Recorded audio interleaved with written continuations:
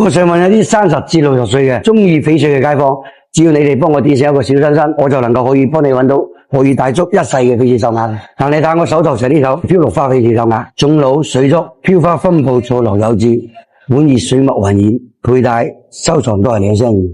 嗱，我哋依家攞一條氣褲出嚟，見證下幾個效果係點。嗱，我哋依家先將個角倒出嚟先。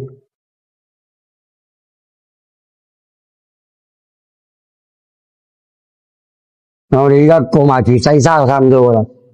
係嘅，成條手鐲咧，而家過完沙之後咧，你睇起身啲種水已經出晒嚟嘅。我哋注意拋光，即係啲亮光光咁拋出嚟，成條手鐲就 O K 嘅啦。我哋而家開始慢慢將啲光咁拋出嚟，因為啲種夠靚夠老嘅話咧，你掂得中張皮咧，佢都光。搞掂。我就你整埋個內圈 ，O K 啦。搞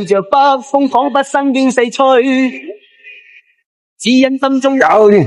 嗱，我哋而家攞去嗰邊睇下成品效果咁嘅點樣。嗱，而家條成品又已經起好啦，我哋一齊睇下。哇，係啦，起好出嚟幾靚麗啊！係咪講緊你哋咧？